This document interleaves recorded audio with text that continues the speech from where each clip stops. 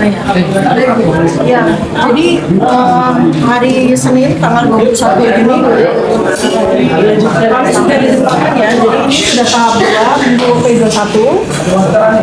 Jadi secara resmi kami sudah tidak lagi berurusan dengan Polda Metro Jaya, tetapi sudah dengan Kejaksaan Negeri Jakarta Selatan.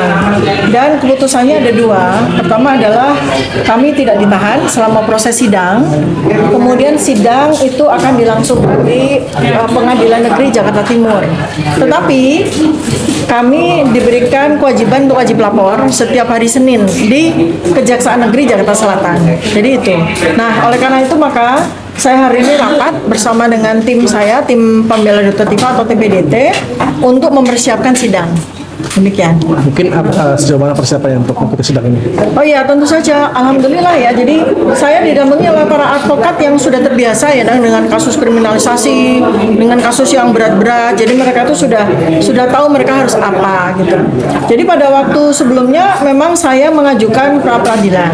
Tetapi kemudian hari ini saya membatalkan ya karena memang sudah tidak relevan ya. Jadi artinya pra peradilan itu karena ada kekhawatiran saya akan ditahan, tapi alhamdulillah ternyata kejaksaan wise ya dan betul-betul taat kepada undang-undang ya. Jadi artinya kami selama menjalani proses persidangan itu tidak dalam keadaan ditahan.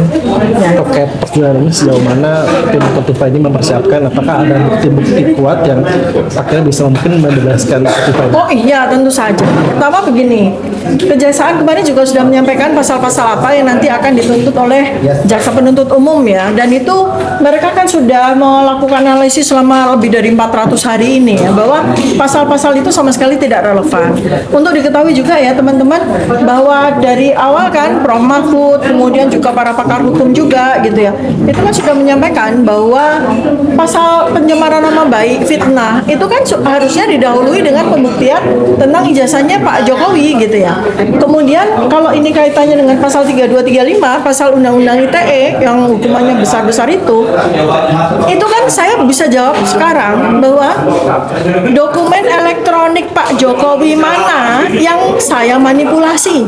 Karena Undang-Undang ITE itu berkaitan dengan dokumen elektronik milik seseorang yang diutak-atik ya, yang dimanipulasi atau dirusak. Nah, pasal 35 itu lebih parah lagi, lebih nggak relevan lagi.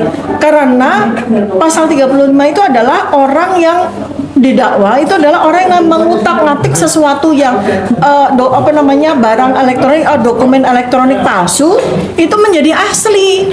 Nah, malah kalau memang kita dituduh itu berarti kita membantu Pak Jokowi dong, membantu ijazah palsunya menjadi asli dong kan gitu ya. Nah, jadi kedua pasal itu sama sekali tidak relevan dan kami, para advokat kami sudah siap dengan jawaban. Itu semua pasal yang dituduhkan oleh JPU nanti di persidangan tuh pasal-pasal lemah. Satu ya, sekali lagi saya tekankan, pencemaran nama baik, fitnah.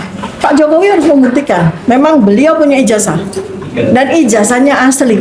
Kami bisa membuktikan. Saya sudah membuat buku bersama Pak Roy Suryo, sudah bikin penelitian bertahun-tahun sejak tahun 2022. Bahkan sekarang ada lagi ahli ya administrasi publik Dr. Bonatwa Silalaya membuktikan bahwa menurut Pak Bonatwa ijazah Pak Jokowi itu nggak ada. Coba bayangkan, lebih parah lagi kan daripada apa yang kami temukan ya, seperti itu. Jadi itu nanti juga akan kami jadikan sebagai saksi ahli kami, seperti yang terjadi pada saat kami diperiksa tersangka.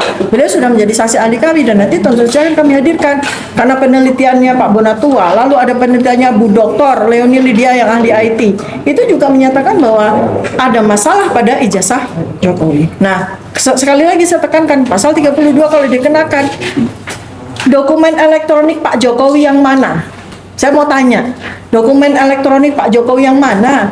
Kalau foto-foto ijazah yang beredar itu bukan dokumen elektronik, itu foto ijazah. Yang dimaksud dokumen elektronik itu KTP elektronik. Atau kalau anak sekarang yang lulus universitas tahun 2025, mereka punya ijazah elektronik. Nah, Pak Jokowi yang pengakuannya itu lulus tahun 1985 sama sekali nggak punya ijazah elektronik. Jadi dokumen elektronik mana yang kami manipulasi, itu yang penting untuk diketahui ya. Kapan dokter